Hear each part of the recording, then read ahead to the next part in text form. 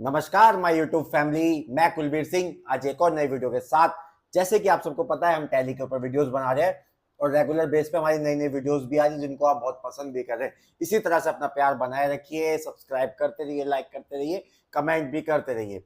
तो आज की वीडियो स्टार्ट करते हैं। आज हम अपने टॉपिक में बात करेंगे कि सैलरी पेबल की एंट्री कैसे करते हैं, सैलरी को बुक कैसे करते हैं अकाउंटिंग जनरल एंट्रीज में, और उसके बाद उसकी पेमेंट कैसे करते हैं। आज हम ये सीखेंगे। तो आप जिस भी कंपनी में काम करते हैं, कहीं भी है, तो ये एक मतलब क्या कहते हैं, रेगुलर और इंपॉर्टेंट पार्ट होता है कि सैलरी तो देते देती है कंपनी का हर किसी पर्सन को, अगर वो काम कर रहा है। तो अकाउंटिंग के अंदर ये पोर्शन, आपको सैलरी की एंट्री कैसे करनी है, पेबल की एंट्री, फिर उसकी पेमेंट कैसे करनी है, ये चीज आपको आनी चाहिए, बहुत इंपॉर्टेंट है आपके लिए। तो आज की वीडियो स्टार्ट करते हैं। तो इस तरह की कोई भी एंट्रीज हम करेंगे तो ना ही ये हमारी परचेज से रिलेटेड है, ना ही सेल से रिलेटेड है, ना ही अभी पेमेंट की बात नहीं कर रहा, अभी मैं सैलरी की बुकिंग, पेबल की एंट्री की बात कर रहा हूँ, तो पेमेंट में भी नहीं आएगी। तो इस एंट्री को हम कहाँ करेंगे? इस एंट्री को हमेशा हम करेंगे जनरल वाउचर्स के अंदर। अब जनरल वाउचर्स में जाने के लिए शॉर्टकट की क्या है? वी। आप देख रहे हैं वी, वी प्रेस करेंगे तो हम वाउचर्स के अंदर चले जाएंगे। अब यहाँ पे पेमेंट वाउचर, जनरल वाउचर को आने के लिए उसमें हम प्रेस करेंगे F7। तो हम F7 प्रेस करते हैं। यहां पर देखिए जनरल वाउचर ओपन हो चुका है।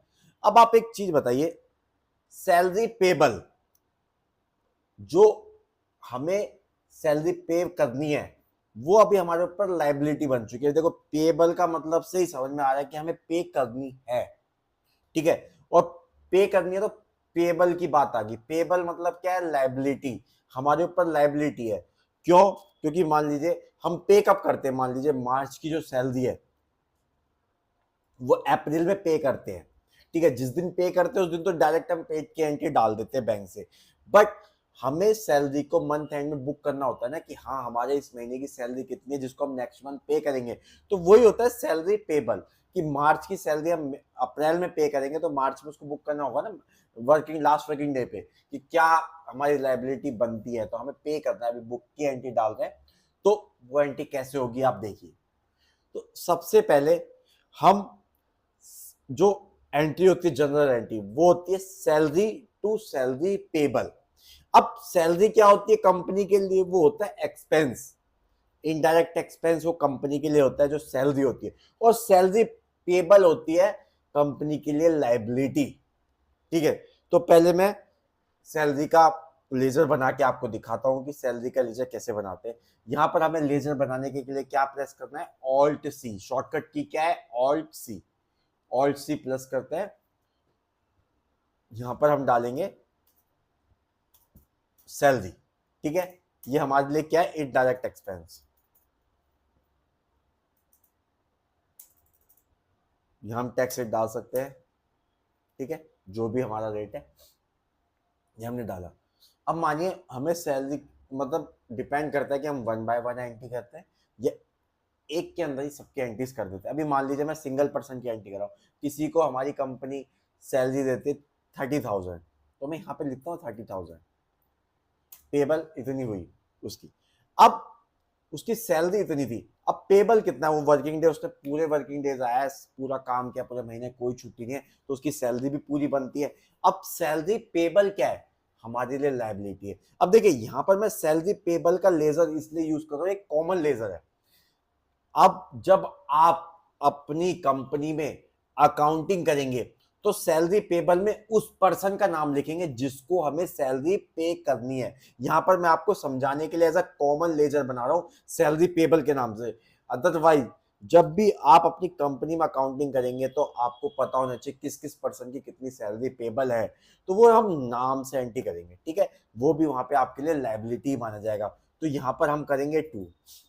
जब लाइबिलिटी बढ़ती है तो ऑलवेज क्रेडिट होती है, ठीक है। तो यहां पर हम एक नया लेजर बनाएंगे और इसी के साथ सैलरी पेबल, ठीक है। अब सैलरी पेबल क्या है? हमारे लिए करंट लाइबिलिटीज, हमें पे करनी है ना, इसलिए हमारे लिए करंट लाइबिलिटीज है, ठीक है। यहां पर आप डिटेल डाल सकते हैं प्रॉपर, ठीक है। कंट्रोल है, कितनी सैलरी पे करनी है हमें उसकी? 30,000। तो हम 30,000 के साथ पेबल कर देते हैं, एंटर। यहाँ पर आप नरेशन डाल सकते हैं, मान लीजिए ऊपर आपने सिर्फ सैलरी पेबल लगाया, नीचे लिख सकते हैं रोहन सैलरी, ठीक है। अब यहां पर देखिए मैंने जो डेट की बात करी थी, डेट की बात मैं आपको बताता हूं। डेट ऑलवेज ध्यान रखना है आपको कि जो भी हम सैलरी बुक करते हैं, मार्च की सैलरी हमें अप्रैल में देनी है तो हम मार्च के एंड में बुक करेंगे, तो डेट हमेशा क्या यहाँ पर रखनी है, 31 मार्च, या जो भी मंथ के एंड की डेट है, जैसे अप्रैल 30 अप्रैल, तो वो डिपेंड करता है, वो आपको डेट रखनी है, कंट्रोल ए के साथ सेव कर देना है, ठीक है। तो इस तरह से ये एंट्री हमने सैलरी पेबल की बुक कर दी। अब हमें जब हमने लायबिलिटी इंक्रीज की तो हमें उसको पे भी तो करना है ना, लायबिलिटी को कम भी तो करना है, जब बड़ी है तो हम उसे पे करना है। अब हम पेमेंट कहाँ से करते हैं, ऑलवेज बैंक से करते हैं, और बैंक से जब पेमेंट करते हैं तो पेमेंट वाउचर के अंदर जाके करते हैं। तो पेमेंट वाउचर में जाने के लिए वाउचर की शॉर्टकट की क्या है, वी प्रेस करेंगे, यहाँ पर जाएंगे हम F5 के अंदर, पेमेंट वाउचर के अंदर। हमारा बैंक अकाउंट क्या है, आईसीआईसी बैंक, ठीक है।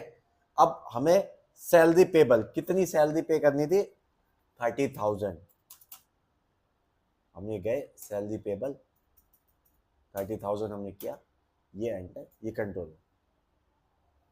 अब देखिए ये हमने क्या करा, सैलरी पहले बुक की, फिर उसके बाद सैलरी की पेमेंट कर दी, ठीक है। अब हमें अपना इफेक्ट देखना है कि हमारी प्रॉफिट लॉस में क्या इफेक्ट आया, बैलेंस शीट में क्या इफेक्ट आया, ठीक है। तो हम देखते हैं, सबसे पहले प्रॉफिट एंड लॉस अकाउंट में जाते हैं। हमारे लिए इनडायरेक्ट एक्सपेंस था, जो सैलरी का हमने एक्सपेंस बुक किया था, ये यहाँ पे 30,000 रुपये सैलरी बुक हो चुकी है एज ए एक्सपेंस। अब सैलरी पेबल वो क्या है, हमारे लिए करंट लाइबिलिटीज है, तो बैलेंस शीट में जाएंगे, तो करंट लाइबिलिटीज में जब आएंगे तो वो यहाँ पे अभी आपको नहीं दिखेगा, क्यों, क्योंकि हमने वो लाइबिलिटी को पे कर दिया है। तो हम क्या करेंगे, लेजर में जाएंगे, ठीक है, सैलरी पेबल के लेजर में। तो यहाँ देखिए एक बार हमने सैलरी पेबल में के लेजर में लाइबिलिटी को खड़ा किया, उसके बाद उसको पे कर दिया। तो इस तरीके से आप सैलरी की एंट्री बुक कर सकते हैं पेबल की, फिर उसके बाद उसे पे कर सकते हैं। तो अगर आपको आज की वीडियो अच्छी लगी तो प्लीज यार जाओ चैनल पे, वीडियो को लाइक करो, चैनल को सब्सक्राइब करो, शेयर करना ना भूलो, साथ के साथ कमेंट करें, जिससे कि नई वीडियो की, जिससे कि मैं आपके लिए नए नए टॉपिक्स पे वीडियो बनाता रहूं। आप मुझे सजेस्ट करते रहिए कमेंट्स के साथ साथ, उसका बेल आइकन दबाएं, जिससे कि नई वीडियो की नोटिफिकेशन आपको मिलते रहे। और मैं अगली वीडियो में आपको बताऊंगा कि सैलरी के साथ साथ हम टीडीएस की एंट्री कैसे करें, सैलरी में टीडीएस की एंट्री कैसे करते हैं। तो नेक्स्ट वीडियो में हम उस पर बात करेंगे। तो आज के लिए इतना ही, थैंक यू।